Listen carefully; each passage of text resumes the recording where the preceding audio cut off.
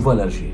Où va l'Algérie? Pourquoi? On vous a parlé tout à l'heure de l'affaire Nasser Djen ce matin même. Elle avait été arrêtée de cela 48 heures. Elle avait été placée en garde à vue au niveau du l'ancien CPMI de Ben Aknoun. Après visiblement 3 jours de garde à vue, il a été présenté devant le tribunal militaire de Blida, où il a passé toute la nuit devant des juges d'instruction du tribunal militaire de Blida qui ont décidé de l'incarcérer encore en général en prison.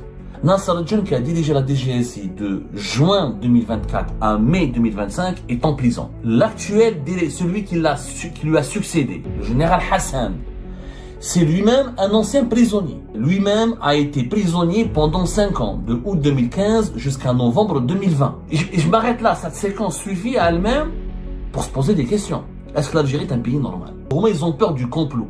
Parce que pour l'actuel régime, tous les hauts responsables, quand ils quittent leur poste, sont potentiellement capables de comploter pour renverser celles et ceux qui les ont enlevés, qui leur ont enlevé leur poste. Comme il n'y a plus de confiance, mais qu'est-ce que l'Algérie, il n'y a plus de confiance. ما عندك الشعب ما يثق في الدولة، الدولة ما تثق في الشعب، جماعة الدولة ما كاينش ثقة بيناتهم والشعب ما كاينش ثقة بيناتهم. Personne ne fait confiance à personne. Personne ne fait confiance. Tout le monde peut finir en prison aujourd'hui. Où va l'Algérie? Où va l'Algérie? Pourquoi? Parce qu'aujourd'hui, nous avons pu confirmer au cours de nos investigations, on vous a parlé tout à l'heure de l'affaire Nasser Djen ce matin même. Elle avait été arrêtée de cela 48 heures. Elle avait été placée en garde à vue au niveau du l'ancien CPMI de Ben Aknoun, le centre principal militaire d'investigation de Ben Aknoun, qui est devenu aujourd'hui le SCOMI, de la direction centrale de la sécurité de l'armée. Après visiblement 3 jours de garde à vue, il a été présenté devant le tribunal militaire de Blida hier même, à la fin de la journée, où il a passé toute la nuit devant des juges d'instruction du tribunal militaire de Blida qui ont décidé de l'incarcérer très tôt le matin aujourd'hui, ce matin, le 10 juillet 2025, vers 5h30 du matin. Nasser Djen, l'homme qui a dirigé la direction générale de la sécurité intérieure, a été incarcéré, a rejoint les dizaines d'autres hauts gradés de l'armée algérienne qui sont en prison. Encore un général en prison. Encore un haut responsable du pays en prison. Alors, aujourd'hui, la situation de l'Algérie, nous sommes en 2025. Regardez, la situation de l'Algérie, quand même, elle est incroyable. Franchement incroyable. Et quelque part, on essaye d'en rire, mais il n'y a vraiment rien de rigolo. Rien de plaisant, ou de plaisantin, il n'y a rien il n'y a rien qui fait rire. Franchement, c'est pas du tout, ça ne fait pas rire. Ça fait pleurer, c'est extrêmement effrayant. Extrêmement effrayant. Alors, la Direction générale de la sécurité intérieure, c'est la direction, le service de l'enseignement le plus important du pays, le mieux équipé, le plus outillé, qui est chargé de la mission la plus dangereuse, le contre-espionnage et la protection de la sécurité nationale contre les agressions qui viennent de l'extérieur ou les agressions qui peuvent venir de l'intérieur du pays à travers des mouvements radicaux ou des mouvances terroristes, notamment la spécialité de la DGSI, c'est la lutte contre le terrorisme. Nasser Djen, qui a dirigé la DGSI de juin 2024 à mai 2025, est en prison. À partir d'aujourd'hui, c'est un nouveau prisonnier. L'actuel, celui qui lui a succédé, le général Hassan, c'est lui-même un ancien prisonnier. C'est quand même fou. Le général Hassan qui a remplacé qui est devenu général-major. Le général Hassan a été promu selon nos sources de façon discrète et secrète et dans les pures traditions de l'ex-DRS, c'est-à-dire sans images, sans photos, etc. Il aurait été, on n'a pas pu confirmer l'information à 100%, mais il aurait été promu général-major. Et lui-même a été prisonnier pendant 5 ans, de août 2015 jusqu'à novembre 2020. Donc, l'actuel patron de la DGSI algérienne, l'actuel patron du plus important service de l'enseignement en algérien, le plus important service de l'enseignement en Algérie, était un ancien prisonnier, et celui qui était patron, celui qui était avant le général Hassan, celui qui a laissé sa place pour le général Hassan, le général Nasser Djen, Abdelkader Haddad, est devenu lui-même prisonnier. Donc, la DGS et les services secrets algériens, l'agence la plus stratégique, l'entité la plus sensible des services secrets algériens, a été dirigée par quelqu'un qui est devenu prisonnier lui-même aujourd'hui et par un ancien prisonnier. Et je m'arrête là, cette séquence suffit à elle-même pour se poser des questions. Est-ce que l'Algérie est un pays normal? Est-ce que ça, c'est un pays rassurant? Est-ce que c'est digne d'un pays stable? Depuis le début à l'époque, on pensait que cette politique d'incarcération et d'emprisonnement des hauts responsables militaires et civils était la marque, la signature de Gaïd Salah. Ahmed Gaïd Salah, dans son jusqu'au boutisme, dans sa volonté d'instaurer un pouvoir absolu, dans sa volonté de s'emparer du pouvoir, il a mis énormément de monde en prison. Des généraux, dont Mohamed Jabbar, je rappelle Mohamed Jabbar qui était l'ancien patron de la direction de la documentation de la sécurité extérieure de 2022 à 2024, était lui-même un ancien prisonnier, puisqu'il était prisonnier entre 2019 et 2020. On pensait que, après la mort de Gaïd Salah, on allait changer de doctrine, que l'Algérie va retrouver une certaine normalité. Parce que la normalité veut que un État sérieux, un État qui n'est pas un État voyou, qui n'est pas un État mafieux, un État crédible, un État propre, un État intègre, il n'est pas normal que ces anciens responsables partent en prison. Ou que ces futurs responsables soient des anciens prisonniers. Ce n'est pas normal. Quand on va en prison, ça veut dire qu'on est un pourri, ça veut dire qu'on est un corrompu, qu'on est dangereux, qu'on est une menace contre la société et un danger pour le pays. Or, nous, depuis la mort de Gaïd Salah, ça a commencé pendant Gaïd Salah et depuis la mort de Gaïd Salah, rien que durant le règne de Tebboune et de Chengriha, on a eu l'actuel patron, l'ancien patron de la police algérienne, Farizi Eddine Béchir, est en prison. Nasser El-Djani est allé en prison. L'ancien patron de la gendarmerie algérienne, Abdelrahman Arar, est en prison. Les deux anciens chefs de région, menhom la deuxième région militaire, Haj Laroussi, Jamel Haj Laroussi, est en prison. Et il est mort en prison. Attendez, mais à un moment donné, je sais pas, les Algériens Djebderbi, mais non seulement ils n'ont plus de cerveau, mais ils n'ont plus de cœur. Parce qu'à un moment donné, on est écervelé et on est devenu frigorifié, devenu des frigos. Personne ne se pose la question, qu'est-ce qui se passe en Algérie? Est-ce que notre pays est un pays normal? Est-ce qu'il est entre de mauvaises mains? Alors, d'anciens responsables ont été emprisonnés. D'actuels responsables, dès qu'ils ont quitté leur poste, ont été emprisonnés. Et de futurs responsables ont été d'anciens prisonniers. Donc tout le monde a été en prison en Algérie. Donc est-ce que être en prison, ça signifie quelque chose aujourd'hui? J'aimerais bien comprendre. Après, vous allez me dire, c'est du cas par cas. Le général Hassan est mahgour. Et mais pourquoi Nasser El-Djani ne couche mahgour alors? Pourquoi Haj Laroussi, Allah yarhamou, n'a pas été même, et il serait pas mahgour? Maintenant, dans ce cas-là, je ne comprends plus rien. Est-ce qu'il est normal que tous les hauts responsables du pays finissent en prison? Est-ce qu'il est normal que tous finissent au trou? Ou qu'ils émergent depuis le trou pour aller retrouver un bureau à la tête d'une institution sensible du pays? Quelle est l'image qu'on véhicule de l'Algérie à l'étranger? Mettez-vous à la place des puissances étrangères. Mettez-vous à leur place. Mettez-vous à la place des États-Unis d'Amérique, de la Russie, de la Chine, de la France, de la Grande-Bretagne, ou des puissances régionales, les Émirats, l'Arabie Saoudite, la Turquie. Mettez-vous à la place d'un pays sérieux, crédible, qui doit traiter avec l'Algérie. Quel regard, comment il va percevoir l'Algérie? Leurs responsables sont tous ou d'anciens prisonniers ou de futurs prisonniers, et tous les responsables avec qui nous avons parlé finissent en prison. Comment voulez-vous qu'ils nous traitent avec sérieux? Comment voulez-vous qu'ils tissent des alliances avec nous? Comment voulez-vous qu'ils développent des intérêts avec nous? Comment voulez-vous qu'ils créent des alliances approfondies? Comment voulez-vous qu'ils prennent nos propositions de partenariat au sérieux? Mais personne. Mettez-vous à la place d'un investisseur étranger. Mettez-vous à la place d'un investisseur étranger. Il a de l'argent, il doit investir. Quel est l'investisseur étranger? Le malade mental qui va investir dans un pays où tous les hauts responsables partent en prison juste après avoir quitté leur poste. Et tous les nouveaux responsables ont déjà fait de la prison. Mais qui va mettre son argent dans un pays pareil? Juste expliquez-moi, tout le monde. Oubliez que c'est l'Algérie. Oublions que nous sommes Algériens. Je suis une compagnie internationale. Je suis ExxonMobil, par exemple. L'une des plus grandes compagnies pétrolières du monde. L'Algérie veut que j'investisse des milliards et des milliards pour exploiter le gaz de schiste. J'observe l'Algérie. D'anciens ministres ont fait de la prison. Les généraux finissent en prison. Les responsables des services secrets finissent en prison. Les responsables de la police finissent en prison. Les responsables de la gendarmerie algérienne finissent en prison. Mais comment voulez-vous que ExxonMobil investisse $1 en Algérie? Juste expliquez-moi, comment ils vont le faire? Quel est l'investisseur? Ils vont se dire quoi, les Américains, les Français, les Anglais, les Japonais, les Chinois, les grandes puissances, ils vont se dire quoi? Ils vont se dire, ce pays, ses propres responsables n'ont pas été protégés. Comment voulez-vous que nous, investisseurs étrangers, partenaires étrangers, comment on sera protégés? Le pays qui ne protège pas et qui n'est pas protégé par ses propres dirigeants, et qui ne protège pas ses propres dirigeants, comment voulez-vous qu'il puisse donner de l'assurance, de la sérénité, de la quiétude et des garanties à des investisseurs ou des partenaires étrangers? C'est pas possible. C'est pas possible.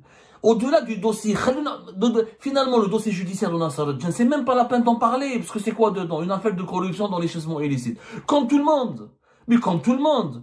Pratiquement comme tous ceux qui ont fait de la prison. Comme tous les anciens patrons de l'armée, tous les anciens généraux, les chefs de légion, les chefs de corps qui ont été emprisonnés, ils ont tous, officiellement, c'est tous pour une affaire de corruption. Donc on est tous corrompus.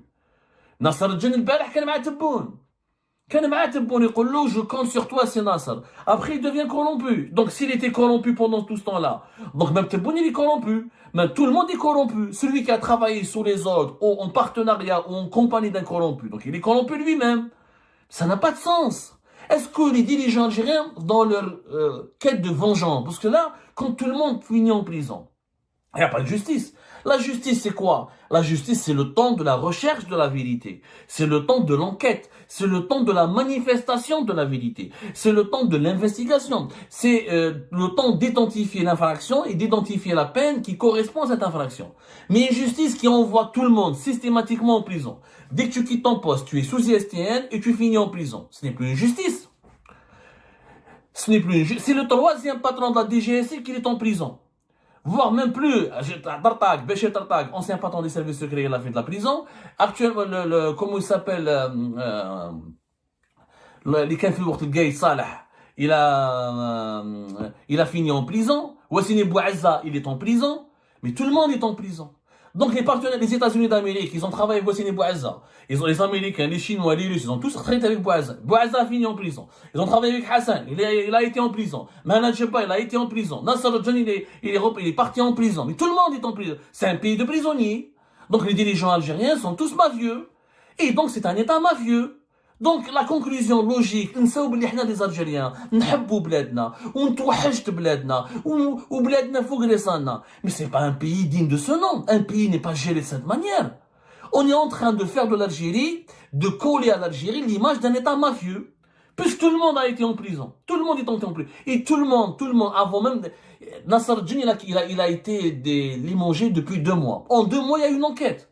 Le 22 mai. Nous sommes le 9 juillet. En 2 mois... Derrière l'enquête, ils ont trouvé la corruption, Sabou Ando Draham, comme quoi il a volé l'argent qui aurait été perquisition lors d'une perquisition qui aurait été dans une autre affaire liée à Ammar Hol, l'ancien ministre. En 2 mois, vous avez tout trouvé. C'est quand même incroyable. La justice américaine, la justice française, la justice anglaise, toutes les justices des pays civilisés et des grandes puissances, des puissances nucléaires, des puissances scientifiques, technologiques, eux, leur enquête dans ces pays-là dure 2, 3, 4 ans, 5 ans. En Algérie, la justice, en 2 mois, elle a trouvé un dossier, elle a trouvé quelqu'un, elle a trouvé les traces et les preuves d'un crime grave et finit en prison. Moi, je pose une question aux dirigeants actuels. Ceux qui sont encore au pouvoir aujourd'hui. Moi, je pense, comment vous dormez la nuit? Moi, je le dis aux dirigeants actuels. Ceux qui travaillent actuellement avec le régime Tebboune. Ceux qui sont actuellement au pouvoir. Les généraux aujourd'hui, les patrons de la police, les patrons de la gendarmerie, les patrons des services, les patrons de l'armée. Je leur dis une chose. Est-ce que vous êtes tranquilles? Est-ce que vous dormez la nuit? Est-ce que vous n'avez pas peur vous-même de finir en prison? Et où sera Nasser al-Din? Ça peut arriver à tout le monde. Ça peut arriver à tout le monde maintenant. Tous ceux qui sont au pouvoir aujourd'hui, demain, dans 3 mois, dans 4 mois, en 2-3 mois, ils peuvent être amenés à quitter leur poste. Ils sont remplacés, ils sont changés.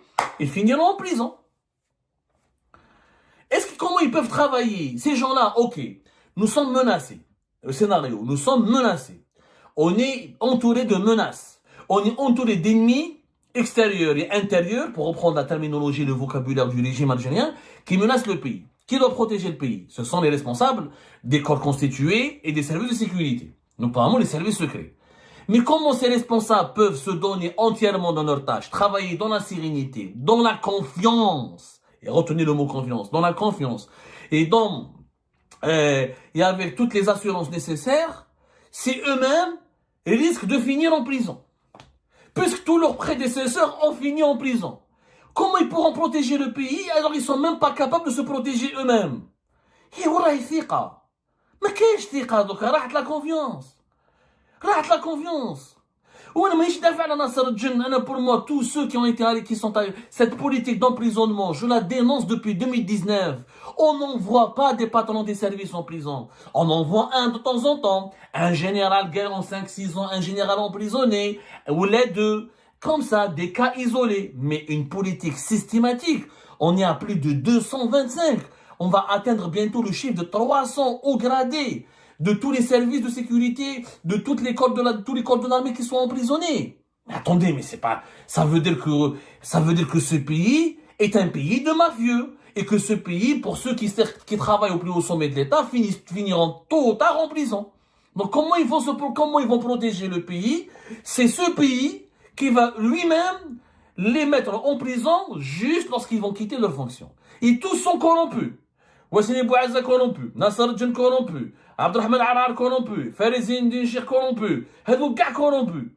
Gah, Haj Daros, Gah ils sont corrompus. Où même là les gens qui sont propres? Qui est propre? Zawali, qui est propre en Algérie alors? Et moi je suis un étranger. Quand je vois ce qui se passe en Algérie, je me pose la question. Qui est propre? C'est pas possible. Il n'y a plus de justice. Nous sommes dans le cadre de vengeance, de calcul politique. C'est quoi le calcul politique? Il est très simple. Nasser Djen, il a servi, il a été utilisé. Khadmoube, Esmo, parce que c'est une légende, Nasser Djen. C'est une légende. Le gars, que nous, les Algériens qui se mettent Nasser Djen, trêve. Nasser Djen, c'est les années 90, les infiltrations, démantèlement. Il est âgé de moins de 60 ans. Il est prêt, il est à la fin des années, les cinquantaines.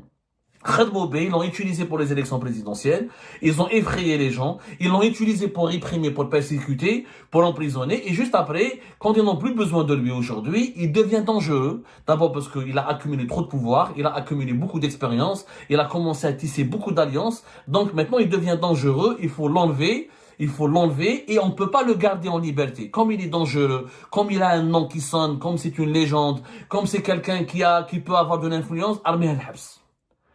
Parce que le mettre en prison, c'est une manière de le contrôler, de l'empêcher de contacter d'autres personnes, et de constituer des réseaux et de constituer des alliances pour éventuellement participer à des complots. Mais ils ont peur du complot.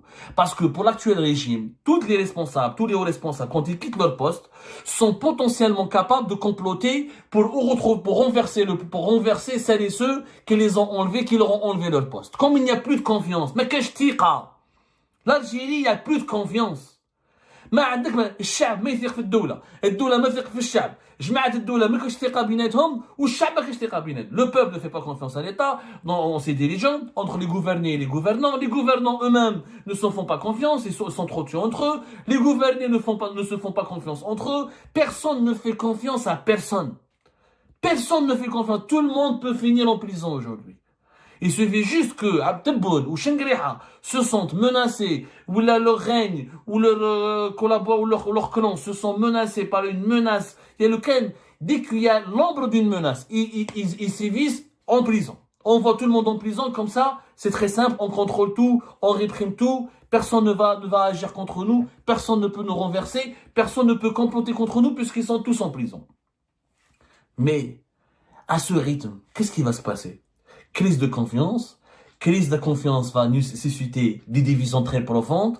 Les divisions profondes vont susciter des frustrations. Celles et ceux qui ont été en prison vont vouloir se venger parce qu'ils se sentent persécutés. Ils ont des partisans, ils ont des supporters, ils ont des familles. Donc la frustration se mélange à la vengeance. La vengeance et la frustration pourraient alimenter la radicalité des mouvements radicaux et ça pourrait créer une explosion politique au sein même de ce système. Ce système lui-même n'est pas viable. Un système qui emprisonne tous ses propres serviteurs, tous ses propres responsables, il va s'isoler, il va se créer des ennemis en interne. On n'a pas besoin du Mossad ou des services secrets marocains ou des services secrets émiratis. Le régime algérien crée ses propres ennemis en interne. Ces ennemis internes vont à savoir, un jour ou l'autre vont se fédérer, un jour ou l'autre ils vont alimenter des tensions internes, un jour ou l'autre ils vont tenter de renverser le pouvoir, un jour ou l'autre ils vont menacer la sécurité nationale. Et ça se passe comme ça. Des pays comme le Soudan, regardez comment ils ont été divisés, des pays comme l'Irak, comme la Libye, ils ont été affaiblis en interne. internes, par des crises, par des dérives autoritaires internes qui affaiblissent les constances de la nation, où il y a pas dans les pays où il y a trop de répression, où il y a trop où le pouvoir est monopolisé par un seul décideur ou par un seul clan. C'est des pays qui ont tous fini mal. Je ne connais aucun pays où il y a un décideur qui monopolise tout, qui n'a pas fini mal. Et ne me dites pas la Russie de Poutine. La Russie de Poutine, c'est pas comme ça. Poutine n'a pas emprisonné tous les chefs de services secrets. Poutine n'a pas emprisonné tous ses généraux, tous les patrons de la police. Il était intelligent. Quand il punissait, il savait comment punir. Quand il va exclure, il sait comment exclure. Ça, c'est les pratiques des pays qui sont aujourd'hui, pardonnez-moi le terme, dans la merde.